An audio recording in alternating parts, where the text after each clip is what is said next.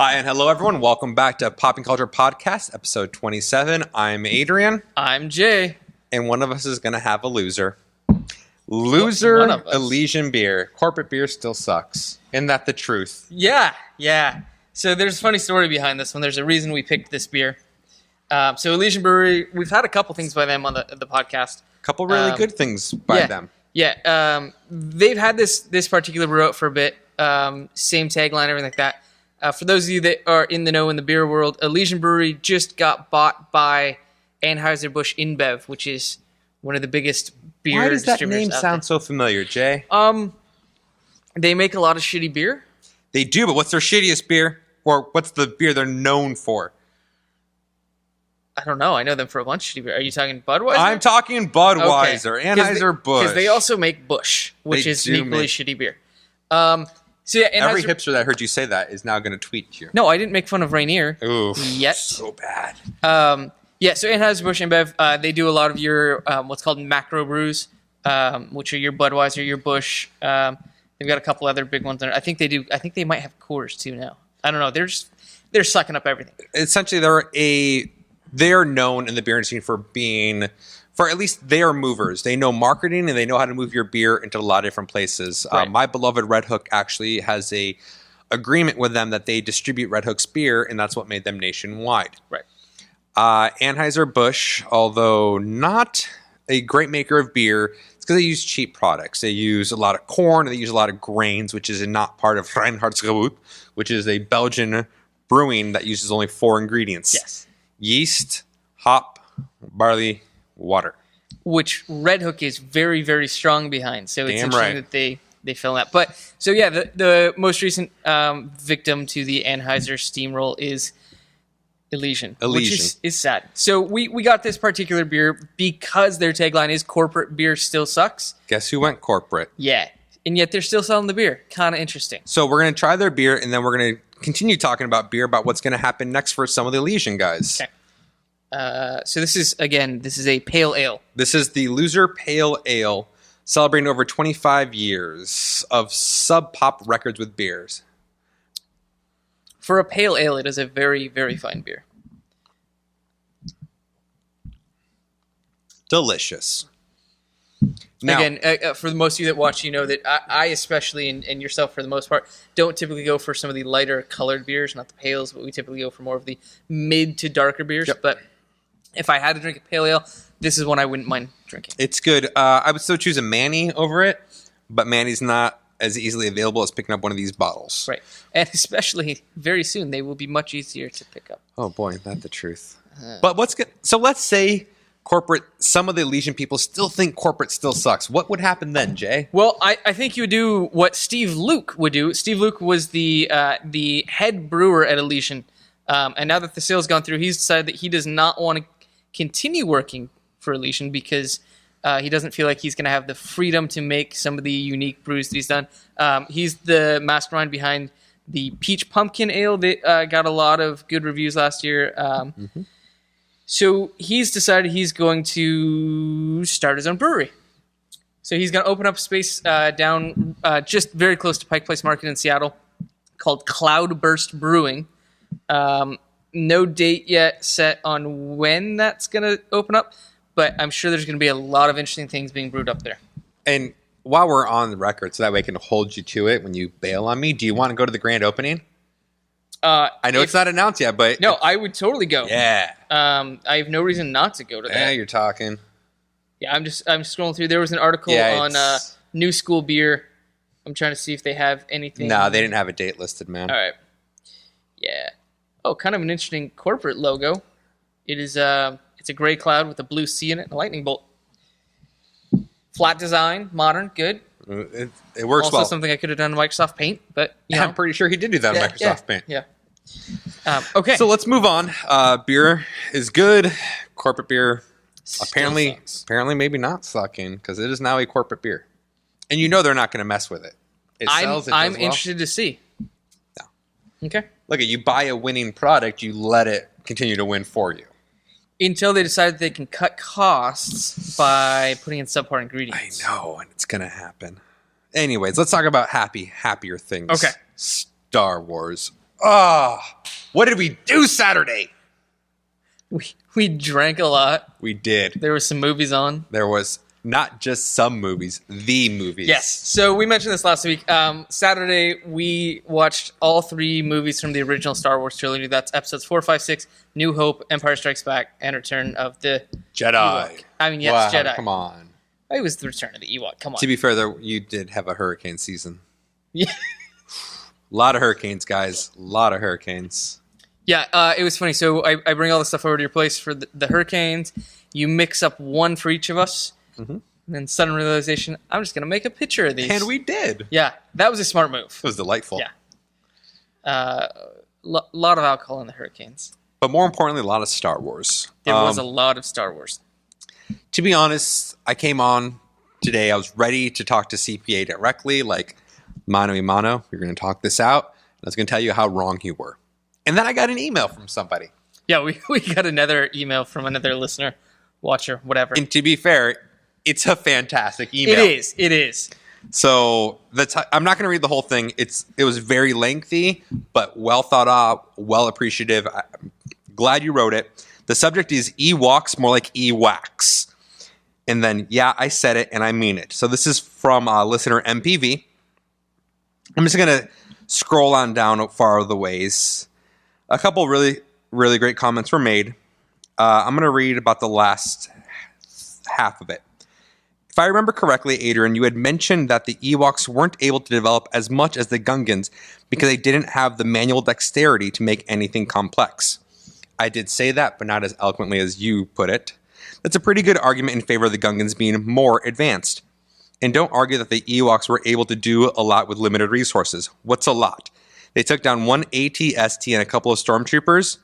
The Gungan helped defeat an entire army of battle droids, even with Jar Jar working pretty much actively against them.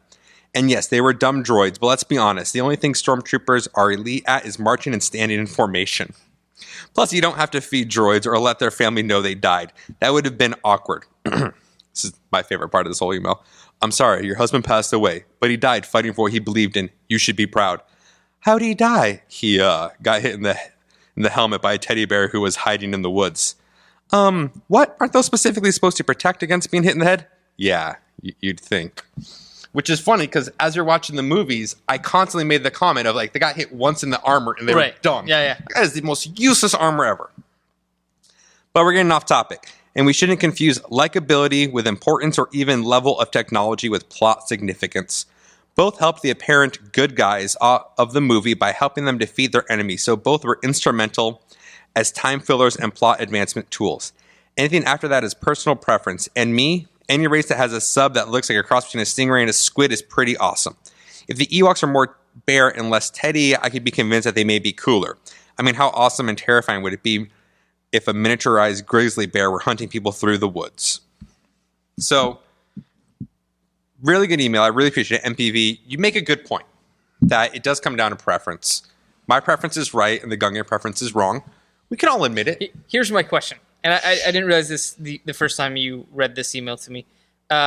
So there was a war going on. What was it, episode 1 or episode 2? I don't remember what the big battle was. Are you talking about the Attack of the Clones, or in the second one was the Clone War, and then the third movie is when the Emperor took control, but there was still a battle in all of them. I think probably like 2, whatever. Anyways, so the Gungans very heavily involved in this battle, right? The first one then. Yeah. That was for Naboo. Okay, yeah.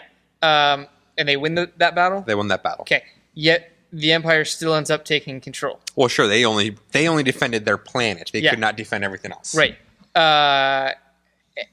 My impression at the end of Return of the Jedi was the Empire was more or less defeated. The Empire was defeated because the Emperor was gone, Vader was gone, and they destroyed the second Death Star. Okay. So the Gungans, they fought a battle that really didn't do much of anything, apparently, whereas the battle that the Ewoks were a part of ended up helping to defeat the entire Empire. Damn my need for being the devil's advocate, Jay. Damn it. Yes and no. Because, yes, that battle did end the war, but not because what the Ewoks did. It's because of what Luke did, which is why Luke Skywalker is better than Han Solo. And I don't care what any of you people say. But he defeated the Emperor and defeated Darth Vader, the two people in control. So essentially, he took out Hitler and Hitler's number 2, whose name is slipping me. Heimler. Thank you. He took them out, and everything else just kind of crumbled. The Ewoks were a pivotal part in that by defeating the Shield so they can get into this. But he was already in the Death Star. The Ewoks were just there to allow the Death Star to be destroyed, not the Emperor and Vader to be destroyed. All right. I know. I'm sorry. Damn, I need to be a devil's advocate. Jesus, I could have just won the debate right there. It wasn't a solid argument, buddy. I could not let the. But I watched the Great Debaters. I know how this works. Okay. Look it. You know how it works is we're right. Whoa! Ewoks! Yeah. All right. Moving on. All right. So we watched those movies. Were there any other movies that you watched this week? No, but I'm already stoked for my movie watching in April. The end of April. April 30th. Yeah. Avengers. For those of you who are as excited about this as I am, him not so much. Me pretty excited. Oh no, I'm pretty excited. Yeah, I'm not saying you're not. I'm but definitely more excited about this than Guardians of the Galaxy. I am too. I am too. I still have not watched Guardians. I so. know you haven't. Hey, you want to come over and watch Guardians? Only if we can watch every Marvel cinematic movie. Oh my Back god! to back So to back to that back to is back. bringing me to my next The discussion. AMC thing? More than just the doubleheader we're watching. So here's the deal, guys. For those of you who have AMC theaters, and are in Seattle, email me. We should all totally do this. I'm making Jay go. I already bought my ticket. We'll do a popping culture meetup. Oh, we totally will do a pop and culture meetup. Ooh. What's going to happen is on April 30th, so Thursday, at 4 o'clock, wherever you are, for us, 4 o'clock, you get to watch Avengers, and at 8 o'clock, you're watching Avengers 2. Awesome. Totally in for that, and I cannot wait. Love Avengers. I'm going to love Avengers 2.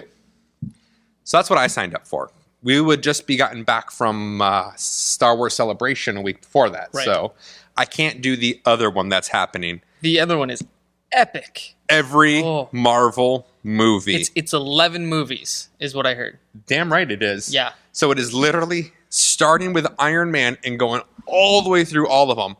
So you start You got to start the night before on that, You right? start 3 p.m. the day Yeah. before, and you watch all through the night. As I talk about it, I'm getting more excited thinking I might actually do this, because why the... You can go from the airport to the theater. Oh my God, I totally... Yeah, I'll see my family and wife and whatever later. Right? I got important things to do, like movie watching. But yeah, so you go from Iron Man, you watch all the 11 movies. So you start at 3 p.m. on Wednesday, and then 8 p.m. on Thursday, you get to watch Avengers 2. Jeez. Yes. Now that's what I would do like Cinnabar for if they had it. I don't know if they're airing it or if it's just AMC. No, it's just AMC Okay. that does this. I know, right? But the AMC Woodinville Theater is right across the street from a grocery store, and in that complex that has all those other food eateries. Is there Red Robin there? Yes. I love Red Robin. So yeah, so seriously, guys, go to AMC.com. Obviously, it's going to be, I apologize, AMCtheaters.com. It's going to be on there. Look into it. It's going to be a lot of fun. I like doing this. I've done it with a couple of other movies, and I've always really enjoyed it. So looking forward to doing it with Avengers. All right. TV for you, buddy. TV for me. So I'm all caught up on Flash and Arrow. Okay. They're on another midwinter break or whatever they're calling it now. How do you feel about where the Flash is right now? I'm okay with it. I wish they were going to wait a little bit longer before revealing who the Reverse Flash is. That's what's bothering me. I think they're jumping the gun on that too much, and we talked about that a couple weeks ago. But, I mean, it's very easy for me to sit here and judge it, not having watched it and not having watched the episodes that come after it. So they may end up doing it really well. I don't know. But my precursor thought is it's too soon. So for those of you who haven't watched it yet, we're going to spoil it for you. So essentially, we already knew Harrison Wells was the Reverse Flash. No big reveal there. We also knew, but it's been confirmed on this show, that Barry was back in time when his mother died. Right. Now, for those of you who read the comic book, Jeff Johns wrote this story, Rebirth, where he was aware that it had happened. Now, if you read Flashpoint, Barry goes back in time to try to save his mother, and he does, and it changes screws everything up. It's essentially the string theory. You change one event, a whole new universe creates. That whole new creation led to Flashpoint, which actually led to the new DCNU. So, is the show The Flash going to have the balls that maybe after season or two, he goes back and then a whole new timeline starts? I hope not. I think that would piss me off. Would it? I think so. I mean, because we're 4 years into New 52 now, and they're like, oh, yeah, we're going to kill that shit. Good move. I disagree. I do not think they're going to kill it. I think they're just going to bring in a couple things. No, okay, so they're going to bring in some old continuity. Yes. Yeah, because obviously they know that what they have isn't working. So I don't know. As much as it'd be nice to have the TV universe parallel what's actually happening in the comics, I also would like to see it play towards some of the people that are fans of the character from before the New 52. And we don't have all these changes. Like, I don't want... Because in Flashpoint, Bruce Wayne died. It was Thomas Wayne that was Batman. Yes. I don't need that. And an awesome Joker. Martha Wayne. Oh my God, that story arc was amazing. Yeah, no, that was good. But I don't need that. Because then over on this other channel, we've got Gotham, which I know it's not the same universe, but we've got Bruce Wayne. I don't need two versions of Bruce Wayne on TV at the same time. So let me flip this to you. And those of you at CW who are listening, settle in. I won't even ask for royalties on this one. Let's say Barry goes back in time, stops Reverse Flash, creates an alternate timeline, realizes what he did. Because remember in Flashpoint, he realized he was the only one who knew the difference. Yeah. So it's maybe only 6 episodes. And then he goes back in time to stop Barry from stopping the murder. And then we go back to the regular universe. That's fine. So we see a window of an alternate one and then back to the regular. I'd be okay with that as long as it's not a long sticking continuity. Please make that happen. I'd be so excited. Now, really fast before we move on to other TV shows, I'm going to keep nerding out about The Flash. How do you feel about Wally West's wife, Linda, currently dating Barry in the show? Is that weird? I thought it was weird when it first came on.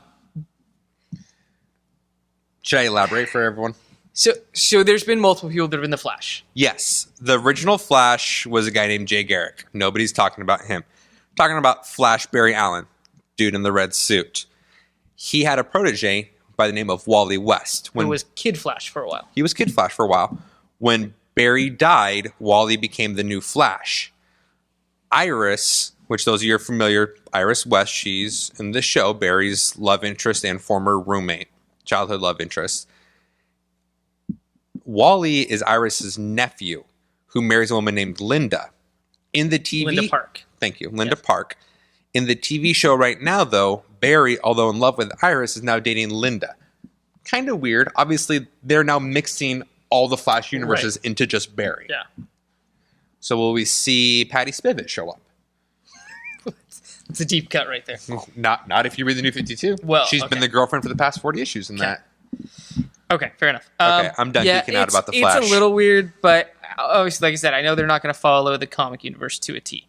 They get names in there just to get names in there. Absolutely, so. They have to. Any other guilty TV for you? Guilty TV? No, I was guilty TV on this question. Watched some Gotham. The Following came back this week. Yep. I've watched the first 2 seasons of that. So when the new season came out Monday, Jess and I sat down and watched that. Okay. We were confused because we thought it was supposed to be a 2-hour premiere. It was only a 1-hour premiere, but I don't know if you've watched The Following. I have not. Okay, so Jess is not down with that show. She saw enough, like in the commercial. She's like, I'm out. Okay, so here's the elevator pitch for The Following. Kevin Bacon plays an FBI agent who had caught a serial killer. At the beginning of season 1, the serial killer's in jail and then breaks out and starts killing again. So Kevin Bacon has to track him down and find him. At the end of season 1, you think he's dead. Season 2 turns out he faked his death. Takes up with a cult, ends up becoming the cult leader. Kevin Bacon tracks him down again, thinks he's dead again, or is dead. But then some of his other followers were also serial killers. So in season 3, we see one of the serial killers from season 2 is now in charge of his own of the new cult. Essentially, it's only like 4 or 5 people, but he's their leader. I was really concerned on how they were going to make a season 3, what the basis of the story would be. Seeing how they did it, I'm good with it. Okay. The guy that is now the new bad guy is crazy, like schizophrenic. He had a brother he was really close to, and now that brother is like in his head, and it's super weird. Interesting. So, is it a show? Because you would know, Jess. She's out. Oh, she's out. She's out. Watch it on the side though. It's on Netflix. Yeah, it Seasons is. 1 and 2. Season 3 is on Hulu. I think you would really like season 1 and like half of season 2. Season 2, it was like episode to episode. Sure. Some of it was really good. Some of it was like, okay, they needed to fill 13 episodes and they don't really have a story arc long enough to do that. Have you watched Luther? I have not. It keeps popping up on my thing saying, watch this, Watch this. Luther. I got You only have like 100 things in your queue. Add 18 more. I'm down to 20 things in my queue. See, you're prime. You're where you need to start rebuilding. I know. Do it, man. Do it. I want it to be down to where there's like, so there's things on my queue that are for me and things that are for Jess and I. Right. I want to get down to the point where like my things are down to like 5 before I start adding anything else. I think I'm at like 8 right now, so I'm not that far off. But if Jess and you watch The Following, then you and Jess should watch Luther. No, because Jess and I are watching The Following and Gotham and Constantine and Big Bang Theory and Arrow, and all that stuff is stuff that she and I watch together, which is why a lot of times I come on this and I'm like, no, I'm not caught up yet because she's not available to catch up yet. I get it. I get what you're saying. Okay. My guilty TV, I won't lie, is just Kitchen Nightmares. My Jess, because she hasn't watched it, so her and I are Right. catching up on everything, and it's been delightful. As you all know, I love Gordon Ramsay, something fierce. You do. No shame. You're gonna watch. No shame. Are you gonna watch the new episode tonight? Oh, yeah, the new Hell's Kitchen premieres tonight, so I will be watching that tomorrow when it comes on the Tomorrow Hulu. Hulus. Yes. Yeah. So I am trying really hard, and I'm really bad at it, not to torrent. I've been trying to abstain myself also. Yeah, and whew, It's been easier for me now that I got cable because I've got on demand, sure. so I can just watch whatever on demand. If I didn't have that, I would still be torrenting everything. I think it was easier for me to quit smoking than it Right? is for me to quit torrenting Yeah. CDs Yeah. and television. I'm at the point now where I'm starting to read actual books more again. Sorry, what? I know. No. But now I'm torrenting books. No, see, you're still torrenting. Right? But I'm like Greg Rucka, he wrote a book called Alpha that I really enjoyed. Yes. I have the hard copy of that. Well, Bravo came out a couple months ago. I'm like, I kind of want to read that, but I don't want to buy another book because I don't want to take up more space, like physical space. So it's like trying to torrent it. You can buy an ebook, which I don't agree. Actually, I agree with ebooks because you Ebooks, yeah. own them. Yeah, The problem is the ebook, like if I go on Amazon costs right now, just as much as the regular. a Kindle edition is $3 more than a hard copy. You're kidding me. No, Have you gone to the Barnes and Noble store, e-store? no, I haven't. Super cheap. Okay, Check it out. I might check that out. Check it out. And while you do that, maybe you should just read more comic books. They're so I've good. been reading. My thing is, so you know that I'm hesitant to get into the Marvel universe, Yeah. But now is a bad time to do that. right? Especially with So- Secret Wars coming So up. I'm not going to pick up any new Marvel books right now. Okay. A lot of the stuff DC is putting out, I'm not like I'm buying what I'm interested in. So when I go through, like when I pull up Comixology every Wednesday, I'm like, oh, what came out this week? I mean, you guys have heard the last few weeks, especially, I've picked up a lot of new number ones. But I feel like even the stuff that I was like, I feel like a couple months ago I was getting 10 to 15 books a month. I feel like now I'm at like 8, even with new things. It's like I almost knew where this conversation was going. Because the book I'll be reviewing today, Jay, is an indie book I think you would love. So you've told me about this book. I have told you about this book. My problem is it's at, what, issue 9 now? You're buy it digitally. What do you I know, care? but that means I gotta buy 9 issues to catch up. And? And that's like $27. No, I don't think so anymore. Because I think now like the first 6 are $1 each. You're gonna check now? Fine. Well, you check now while I've I go already through got my you check Comixology now up. while I go through my pull list. Okay. Earth 2 World's End, which is an amazingly awesome cover. Earth 2, The New 52 Future's End. Grayson with the awesome movie cover. Green Lantern, Avengers, and don't forget in 2 months time runs out. X-Men, Princess Leia #1, which strange enough was not what I'm going to review today because somebody needs an indie review. G.I. Joe, and Rat Queens #9, which is what I will be talking about. Talk to me about Rat Queens, buddy. $1.99 issue still. Still, go for it. $1.99. It's $2. It's like $20 after tax. I have other things I'm in the middle of, like Morning Glories, which I need to get back on. Oh, yeah, okay. I'll give you Morning Glories. Which I talked about. I think this was my first shot of culture. Right? It was Morning Glories. Yep. Yeah. For anybody that hasn't watched that or heard me talk about it, that is a fucking awesome book. For those of you that liked Lost, and I mean the good parts of Lost, you will love this book. Speaking of Shot of Culture, I will be doing one tomorrow. And it is all going to be based, well, I guess for you guys, you'll actually maybe get it before you get this video. So I may be talking about things. It depends on when you do the lower thirds. Tonight. I'm going to do lower thirds tonight before you leave, buddy. I'm going to be doing my Shot of Culture on just Nightwing. I'll give you a little bit about the history of Nightwing, the backstory of Nightwing, and some really good Nightwing titles to read. As you know, I have a love for Richard Grayson. Yeah, I didn't say it. And I'm going to express that love via Shot of Culture. So you'll be wearing a Nightwing shirt? I also may have a new Era 5950 Nightwing hat. Nice. Yeah. And a Nightwing shot glass? I do have my Nightwing shot glass. I have my Nightwing pint glass. I have... So funny enough, so I was in the comic store last week and a new Nightwing action figure came out. Okay. And I'm all like, yeah, I might have to buy that. $25. Action figures are getting expensive, yo. Right. And I'm all like, yep, still in. The guy's all like, how many Nightwing figures do you have now? I'm like, figures exclusively, we're counting statues, because that is now two very different, distinct questions. So here's the question for you, now that you brought up figures. Did you buy figures when you were younger? I did not get, like, comic book action figures. Yeah. Yes, I got those and G.I. Joes. Okay. How much were comic book action figures when you were... You're like, what, $4.99, $5? Yeah. I'm thinking back, I'm like, when I have the vast majority of the X-Men figures that were put out by Toy Biz or Mattel or whatever that was I remember back those. in the 90s. Yeah. $4.99, $5.99 a figure. I go into a comic shop now, I see everything, not even like the high-end like collector's ones, everything's $25. I'm like, no. Yep. Even if you go to Toys R Us, so you can get away at Toys R Us and Target with the shitty ones for $8. Yeah. And then if you want anything worth actually playing with, or even for me, like I don't even Yours unbox. are for display. Mine are for display, but I'm still dropping $20 a figure. Yeah. It is ridiculous. See, that's the thing, like all of mine, none of mine are in box, obviously, because I was 10, I was buying them to set up like crazy action scenes, and Absolutely. I was like acting out the Age of Apocalypse storyline in my living room, and The fishing wire from the ceiling, so some of them hung there, but you couldn't really see how they were being hung. So I got in this discussion. I'm part of a X-Men fan group on Facebook, even though I don't read X-Men anymore. Nerd. I know, right? So somebody was like, "Hey, do you guys remember this?" And it was the Blackbird.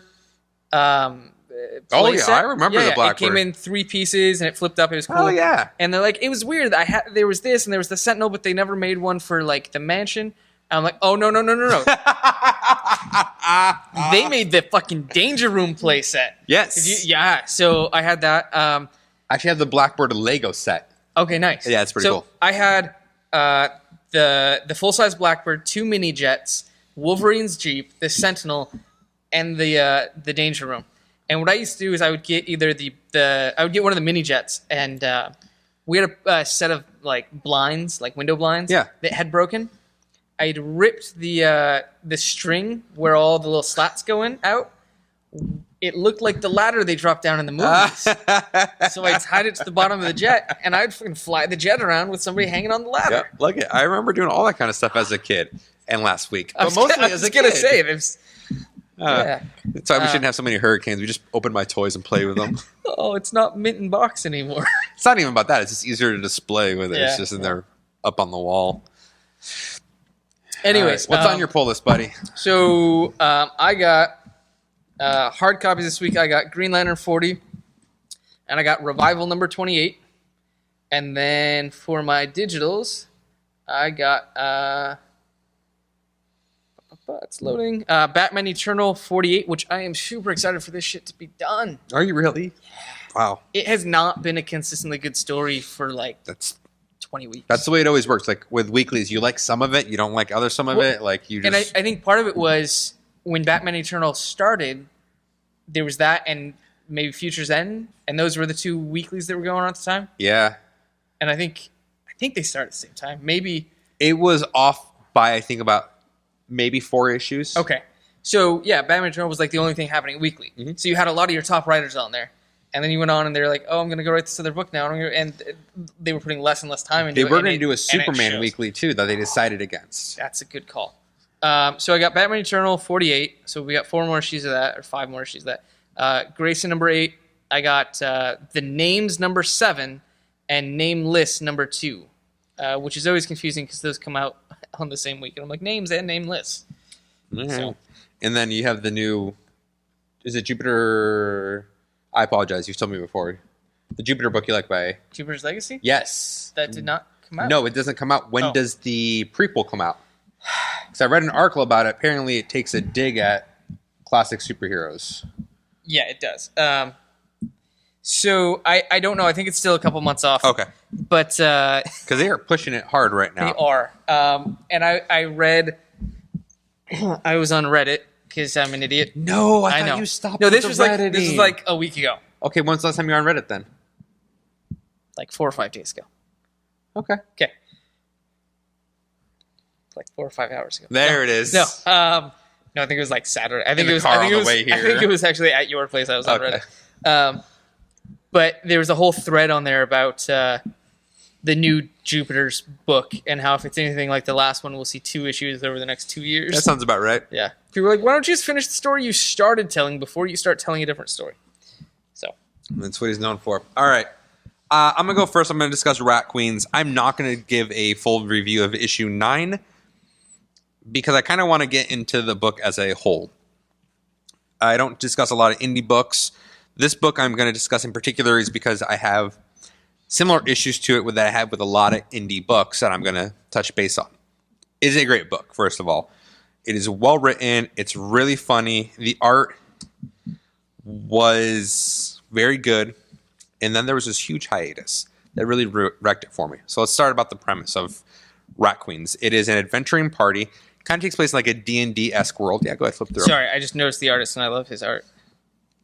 And what's the first thing you see when he takes over now? Tits. Tits. Because before there were no tits. The book is rated mature for boobs, language, humor, sexuality, all the great fun things you would get from that actual It's an era. expensive book. I left my receipt for my weeks in there. Thanks. So the whole premise is there's a group of adventuring women set in the D&D world. One's a wizard, one's a fighter, one's a paladin, one's a thief, a rogue, et cetera, et cetera. It's really funny. It's really, really well written. The first 6-7 issues came out pretty consistently, and I was really enjoying it. Then there was this huge hiatus, and nobody knew why at first. They fired their artist. Oh, Do you know why they fired their artist? no. Domestic abuse. Well, okay, that's fair enough. Is it though? This brings me to my question and why I want to discuss Rat Queens, not so much as a book review. It's an amazing book. Read it. There, my review is done. But for a bigger question, obviously I'm not in support of domestic abuse by any means. Like Right. I do not believe in hitting your wife. I believe you can hit your brothers again, because they probably have it coming, and your podcast co-hosts. Those are the only time it's okay to hit anybody. I don't agree with him hitting a woman. But to get terminated for it, what are your thoughts on that? So I think it's kind of it's a gray issue. Obviously, especially these days, the comic culture, the comic creators are very high profile. Yes. If you're a comic fan, a comic creator to you is the same thing as an actor is to a movie fan or a TV fan. They're high profile. We know the names of these creators. I like I said, I saw that the name of the artist on here. I'm like, oh yeah, no, I like him. I like his art. You've got names like Robert Kirkman that are big, Frank Miller, like big, like there's big like superstar names. Sure. As a comic publisher, you know that people know the people that are working for you or giving you work to publish, whatever. So I could see this is a shadow line. So Jim Valentino. Mm-hmm. I could see Jim Valentino being like, all these comic fans probably saw this guy's name pop up in their news as a domestic violence perpetrator. I don't want the negative press that comes along with that, because people could protest and then the sales of that book would go down. Here's my argument. This is going to sound horrible. It is going to come all around. I'm not promoting spousal abuse. You didn't know about it, right? I didn't, but I'm also not reading that book. I did not know about it until I knew he was fired and why. It's not like I heard he hit his wife and then they fired him. They said they fired him because he hit his wife. That was the only time it ever got brought up about the spousal abuse. In fact, I don't even know how far the domestic violence went. He may have not hit her. It could have been an argument. The cop showed up. That does count as domestic violence. Right. So I'm a little bit bummed. And the reason I brought it up is I liked his art. Not enough that I care about him hitting his wife. Like you said, I love Cedric as well. So I'm super happy he's on board. Minus the unnecessary amount of tits. Well, but that's Cedric. I mean, Nope, I get you it. pick up any issue of Witchblade and it's just tits and swords. I get it. And this is all tits and swords as well. And magic tits and sword. That's the best kind. I know, right? So the reason I bring it up is because indie books to me, it really interrupted the momentum for me. Right. So I was getting into it. As you know, I don't read a lot of indie books. So I'm getting into it. They are already sporadic as it is as far as publishing is concerned. To now take a month long, sorry, not a month, but months off. Right. Bring back this one single side issue. Try to bring back the main. It's lost its momentum for me, and it's been now. And now I'm disappointed because, Right. meh. Yeah, and I was thinking, when I saw this was coming out today, I was surprised there was only issue 9, because I think you told me about it in Calgary last year. Yep. Which was last April. So I'm like, how is it only at 9? But that makes sense if there was an artist issue. But no, So- I mean, that's the thing. It does suck because, like you said, I mean, that's one thing you can usually count on from the big two is issues coming out every month when they're supposed to. And I think that is a big hindrance to a company that may not be in as many markets, is when you can't get your product to the market you are in, it'll cause loss in readership. And that's what brings me to my point. Is if this was a DC book, suddenly, okay, that artist drops, boom, I don't care. We're going to get a new artist. We're going to keep Right. going through. But here's the thing about Image specifically, though, and I don't know how all other of the indie or smaller publishers, whatever you want to call them, work. Image doesn't give you; they do not match up their creative teams. So it was the writer of the book's Right, responsibility they to just- find a new right, artist. I understand So I don't know if maybe they dilly-dallied for a while, or they couldn't find somebody that met what their vision of the book was. I don't know, but regardless, there was a few month delay. Obviously, it's caused a ripple in your affection for the book, and probably for several other readers out there. And I know Rat Queen was a huge indie darling for Yeah, it was. a while. And then it's just gone now. Yeah. So long story short, if you write a comic book I read, do not hate your wife. Or at least don't let people know about it. I didn't want to say that part. If you are in a TV show I watch or a movie I watch, apparently you can still get away with it because Mel Gibson is doing fine. Long story short, don't hit your wife if you write comic books I love. Okay, thank you. Think about me next time. Think about me. Think about Adrian. How does it affect Adrian? What did you read? So I'm going to go ahead. I'm going to throw out Revival. It shocked me today when I picked up this book and saw what issue number it's at. 28. I did not realize that I've been reading this book for 2.5 years. Has it? So is it going so well? It doesn't feel like it's been that long, or are you just getting old and time moves differently? Well, a little from column A, a little from column B. All right. No, I didn't realize. Like, obviously, I knew it was getting up there, but I looked at it because the reason is I was looking at Green Lantern. I read Green Lantern first. It's at issue 40. Yeah. And I'm like, oh, they're probably going to renumber it after conversion. So 40 or 41, probably 40. Yeah, this is the last one before convergence. So this volume of Green Lantern will get up to 40. The last volume got up to 64, 65. I One think. before that was 183. Yeah. So they're getting shorter each time. I'm like, oh, I actually don't think they're going to renumber it.